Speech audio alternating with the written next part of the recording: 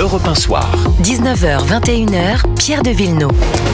Et en cette deuxième heure, je salue Nathan Dever. Bonsoir Nathan, Bonsoir, écrivain et philosophe. Bonsoir Jules Torres. Bonsoir Pierre, bonsoir journaliste politique au Journal du Dimanche. Et bonsoir à vous Yves Thibault de Silguy. Bonsoir. Merci d'être avec nous. Vous êtes ancien commissaire européen à la fiscalité. Vous avez décidé d'écrire vos mémoires d'un corsaire. C'est aux éditions Temporis. Navigation dans les eaux agitées du pouvoir. C'est passionnant parce que d'abord, on a quand même des chiffres, notamment sur la dépense de l'État. D'ailleurs, votre chapitre s'appelle un État glouton. Ça veut dire ce que ça veut dire. On va en parler dans un instant. On navigue avec vous justement dans ces eaux agitées du pouvoir, notamment avant la création de l'euro, pour lequel vous avez été pour beaucoup. Cette monnaie unique qui nous facilite la vie d'une certaine manière. Et alors, aujourd'hui, question simple, parce que c'est aussi une question que vous posez en quatrième de couverture, est-ce que tout est foutu ou est-ce qu'on peut encore sauver la France ? Non. Quand on pose la question, on pense quand même qu'on va avoir une réponse qui est négative. Sinon, on n'écrirait pas un livre. C'est ça. Non, vous savez, les Français, il y a 2000 ans d'histoire quand même en France. Aujourd'hui, on est dans une phase qui est totalement dévertébrant, si je puis dire, puisque le poids de la France ne cesse de diminuer. On était une grande puissance, oui, une moyenne puissance, maintenant on est une petite puissance. Bon. L'Europe est au bord de l'explosion. Alors on a vécu 70 ans de paix et de prospérité, mais enfin, qu'est-ce qui nous garantit que ça continuera ? L'histoire de l'Europe, c'est 2000 ans de bataille et de guerre dans tous les coins du continent. Et on a affaire à un tiers, enfin ce qu'on appelait un tiers-monde, le Sud global maintenant. Je veux dire, Poutine il réunit tous les chefs de ces pays, Inde, Chine et autres, Brésil et tout, je dirais. On s'en soucie. Et tout à l'heure, on apprend que peut-être des soldats nord-coréens rejoindraient l'armée russe pour lutter contre l'Ukraine. Donc quand même, on a des raisons de se préoccuper. On a aussi, je pense, la situation. On voit les débats au Parlement français à l'heure actuelle. La situation budgétaire et économique est quand même très grave. Et aujourd'hui, on a un niveau de dette qui dépasse l'inimaginable. Enfin. Faut pas exagérer. La France, elle est considérée comme riche, comme payant ses impôts. Il se trouve que tous les autres pays baissent leur déficit, leur dette publique. Donc, pourquoi est-ce qu'on n'y arrive pas ? Est-ce que c'est une question, j'allais dire, de paradigme ? Est-ce qu'en France, on a un dogme sur le fait qu'on ne sait pas baisser la dépense publique ? Ouais, la dépense publique, si vous ajoutez bout à bout le social, le sanitaire, l'éducation, les armées maintenant, ça fait quand même 75% du total. Alors avant d'arriver à compresser ces dépenses, je demande à voir, on le fera pas du jour au lendemain. Il y a par contre, ce qu'on devrait faire, moi si je serais Premier ministre, c'est ce que j'aurais fait. Je me serais inspiré de ce qu'avait fait le gouvernement français quand on a lancé l'euro. Jean Arthuis, un beau jour, moi j'étais commissaire, j'apprends par l'AFP que les Français raquettent France Télécom je crois que c'était plus de 30 milliards de francs, c'est-à-dire quand même 5 ou 6 milliards d'euros aujourd'hui. Ils ont appelé ça la soulte France Télécom. Alors les Allemands ont hurlé en disant c'est des combines, c'est des magouilles. Non, les Français, ils ont toujours été en coquetterie avec le 3%, et là pour passer dans l'euro, il fallait respecter strictement le 3%. Et ils avaient trouvé que, effectivement, il y avait de l'argent chez France Télécom, mais qui serait mieux utilisé. Et ça, c'était à l'époque. Et où vous le trouvez aujourd'hui, votre argent ? Écoutez, moi, je pense aujourd'hui qu'on pourrait peut-être regarder, mesure d'urgence, les entreprises publiques. On a des entreprises publiques. Les énergéticiens. On a EDF, Aéroport de Paris. J'ai remarqué, alors on touche pas à ce qu'ils font en France, mais est-ce que vous trouvez normal qu'on laisse aujourd'hui, par exemple, Aéroport de Paris acheter avec l'argent du contribuable, avec la garantie du contribuable, des aéroports en Inde, des aéroports en Turquie, ou prendre des participations minoritaires, laisser EDF dépenser des milliards pour aller construire, ou essayer de construire des centrales nucléaires en Italie, en Angleterre. Et ce sont des services publics, on les concentre sur la France. Alors tout ce qui est étranger à l'heure actuelle, puisqu'on est dans une crise de la dette, on fait comme fait une entreprise, on dégage des actifs, on vend des actifs. Je ne vois pas en quoi cela affecterait le citoyen français qu'on empêche les entreprises publiques aujourd'hui d'aller s'amuser à l'étranger. En plus, ce serait, je donne une garantie pour eux, parce que là aujourd'hui, s'il y avait un problème, c'est le contribuable français qui serait appelé en garantie. Donc par conséquent, c'est plutôt rassurant, ça ne sert à rien pour le service public. Et aujourd'hui, on a besoin d'argent. Il y a beaucoup d'argent récupérable.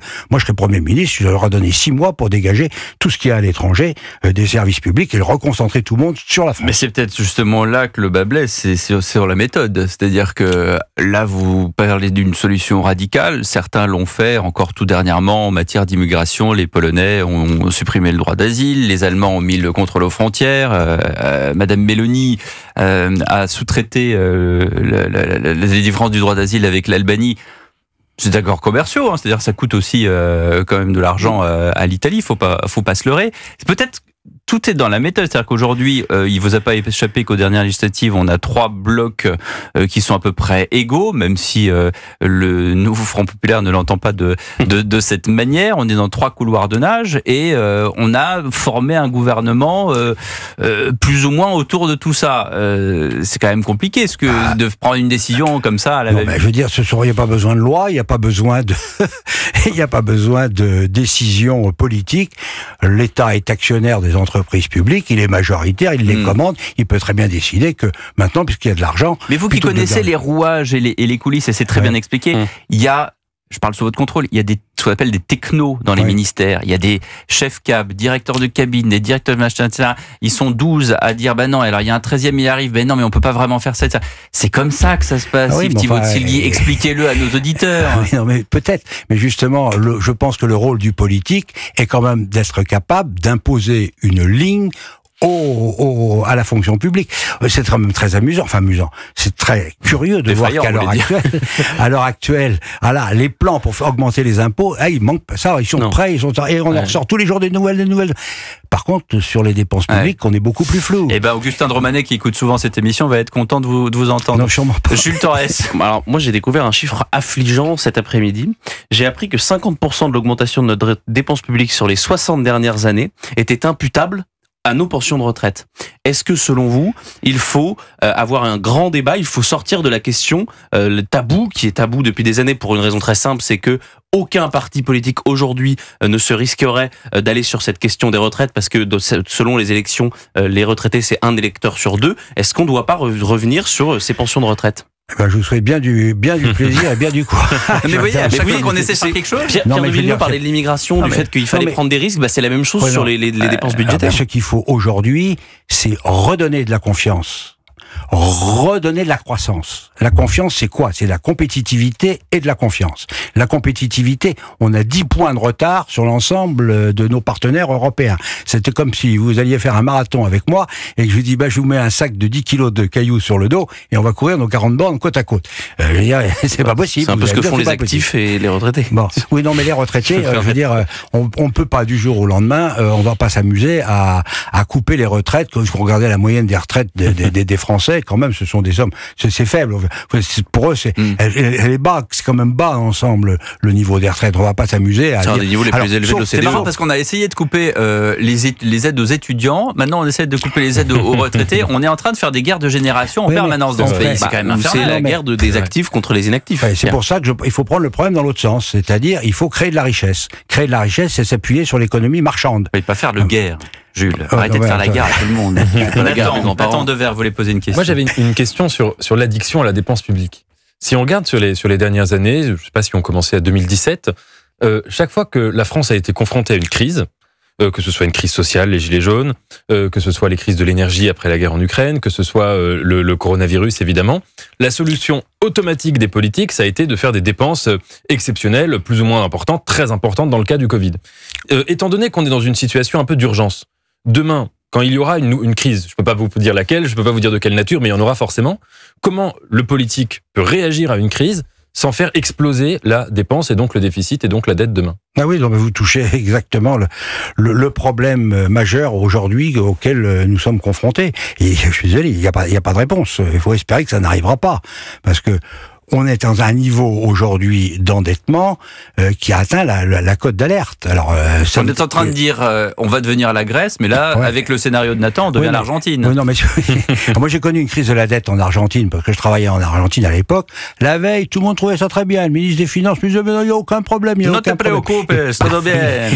Quand ça a éclaté, ça éclate avec une vitesse et une brutalité. Il a fallu Milei. Et ça se termine avec le Fonds monétaire. Et le Fonds monétaire, à ce moment-là, quand il arrive, pour vous permettre de vous refinancer, il impose des domaines drastiques. Alors là, on vous coupe les retraites, on bloque les salaires, on fera des programmes de privatisation énormes, et ça, c'est très très douloureux. Et ça, en France, c'est la révolution, parce que si on l'a imposé, en Grèce, ça s'est déjà très mal passé, mais chez nous, c'est la révolution. Donc c'est pour ça qu'aujourd'hui, il faut prendre des mesures d'urgence. Les mesures d'urgence, c'est aller chercher l'argent où il y en a, et il y en a, je vous ai cité l'exemple. Par exemple, des entreprises publiques. Et surtout, éviter d'augmenter les impôts, et éviter d'affecter la compétitivité des entreprises. Il faut faire exactement l'inverse. Il faut doper la croissance. Il faut laisser la confiance se réinstaurer, laisser l'argent venir en France. Sinon, parti comme on est, vous avez vu. Mais les 3300 milliards de dettes, ils vont fondre comme neige au soleil, ou ça va prendre du temps? On citait tout à l'heure l'importance des dépenses publiques incompressibles. C'est pour ça que moi j'ai une autre idée. Moi j'avais déjà eu quand j'étais commissaire, mais je suis de plus en plus convaincu qu'elle est bonne. Il faut développer à fond l'usage international de l'euro, comme les Américains l'ont fait pour le dollar. Comme ça, vous transférez sur le reste du monde le financement de votre dette, le temps de permettre... En euros et non pas en dollars. Ouais, non mais écoutez, l'euro, malgré toutes les crises, c'est remarquablement bien tenu. Moi, je me demande d'ailleurs comment il tient encore. Enfin bon, il est remarquablement bien tenu. Ça veut dire qu'il a acquis une existence propre. Et que maintenant, il y a deux monnaies dans le monde. Il y a l'euro et le dollar et l'euro et le dollar. Eh ben, il faut pousser davantage l'utilisation de l'euro. Alors, je sais que les gouverneurs des banques centrales, ils aiment pas, parce qu'ils pensent que ça peut être un facteur inflationniste. Il y a un sujet que je voulais aborder avec vous, parce qu'il en est question maintenant avec Emmanuel Macron, c'est le domaine réservé du président sur les affaires étrangères et l'Europe. Oui, alors c'est un beau sujet. J'ai vu ça aussi cet après-midi en lisant la presse. Moi, ma modeste expérience a été que j'ai été 2 fois conseiller Europe de Premier ministre. L'un, c'était Jacques Chirac. L'autre, c'était Édouard Balladur. Et dans les 2 cas, c'était... Édouard Balladur qui pensait que vous étiez un colonel de cavalerie. Oui, non, plutôt un corsaire, moi. Non, mais j'étais pour la diplomatie un peu musclée. Mais vous avez fait cette remarque, je l'ai lu dans votre livre.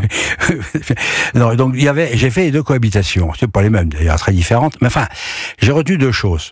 La première, c'est qu'il faut éviter à tout prix, qu'il y ait la moindre dissension dans la position du Premier ministre et du Président de la République. Si c'est le cas, ça joue contre le Premier ministre, parce que l'opinion publique considère que les affaires européennes, c'est du domaine international.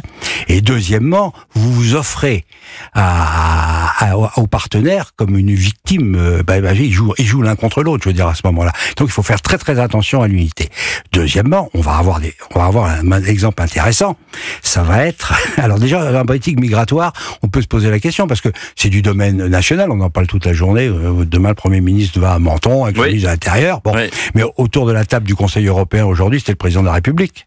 Alors, quelle est la position qui est défendue? Bon, je crois qu'ils sont pas tout à fait sur la même ligne en plus. Donc ça peut. Alors deuxième sujet très intéressant. En 1 minute, parce qu'on n'a plus le temps. Ah pardon, je suis désolé. Je vous en prie. En 1 minute. C'est la fameuse procédure des déficits publics excessifs. On est en infraction. Parce qu'on a un déficit trop élevé. On doit baisser le déficit de manière... et donc, on va faire un programme qu'on va présenter à la Commission. Je ne sais pas comment on va réagir nos partenaires, parce qu'eux, ils sont quand même beaucoup plus... on est vraiment les très très mauvais élèves de la classe. Donc, est-ce que la Commission va accepter, et nos partenaires, qu'on dise non, 3%, c'est pas 2026, non, c'est 2029. Et puis voilà nos mesures budgétaires qu'on a prévues. Est-ce qu'elles seront crédibles suffisamment aux yeux de la Commission et des partenaires? J'en sais rien. S'ils refusent, qu'est-ce qu'on fait? On va voter. La Commission va faire son devoir, qui est de proposer des sanctions contre la France. Qu'est-ce qu'on fait? On va aller faire comme avait fait Chirac en 2001, il s'était coquiné avec Schröder pour refuser les sanctions de la Commission. Ah oui, on s'en souvient. Bon, écoutez, le reste, c'est à suivre et à lire dans Mémoire d'un corsaire aux éditions Temporis. Merci beaucoup Yves Thibault de Silguy d'avoir été avec nous. Dans un instant, le journal permanent. À tout de suite.